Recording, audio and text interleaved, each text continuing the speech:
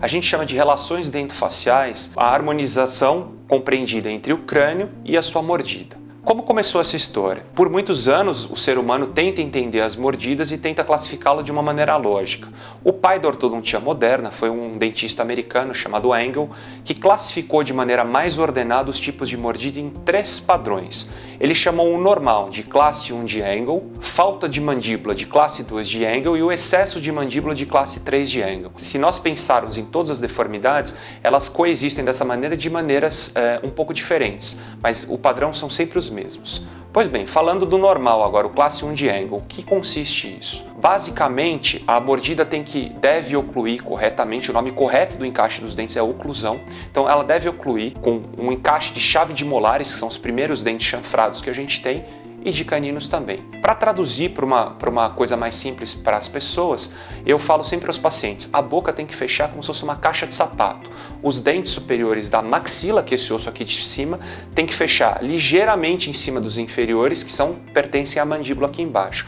Esse é o padrão normal. Falando um pouco do classe 2 de Engel, o que consiste isso de maneira simplificada? É quando a caixa é menor do que a tampa. São os pacientes que têm pouco queixo. Ou seja, há um trespasse muito grande dos dentes de cima em cima dos de baixo. E o que consiste os pacientes que são os classe 3 de Engel? É o contrário disso, são os pacientes que têm a tampa muito pequena para a caixa. São aqueles chamados de prognatas, na verdade a maxila, que é o osso de cima, está muito posicionado para trás. Isso pode acontecer tanto nessa dimensão anteroposterior, quanto lateralmente, ou seja, a caixa pode ser muito restrita em tamanho lateral, como se o normal fosse uma caixa tamanho 40 e a tampa fosse um tamanho 34, ou somente eu tenho uma caixa tamanho 40 com uma tampa tamanho 40 um pouquinho posicionada para trás. Esse é o padrão de classe 3. Existe uma outra classificação específica proposta por um dentista brasileiro chamado Capelosa, que é a face longa. A face longa é a face que teve predomínio do eixo vertical. Então, quando nós explicamos sobre o correto desenvolvimento da face que se dá nesse eixo, a face cresceu preponderantemente no eixo vertical.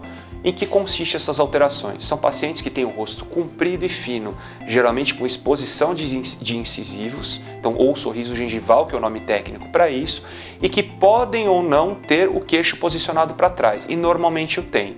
Então, em geral, o face longa também pode estar combinado com a deformidade dentofacial do tipo 2 ou do tipo 3. Por um pequeno destaque, o paciente com face longa é normalmente o paciente que tem problemas otorrinolaringológicos. É aquele paciente chamado também de respirador bucal, que não consegue fechar a boca, que sofre com problemas respiratórios e cujo nariz não funciona.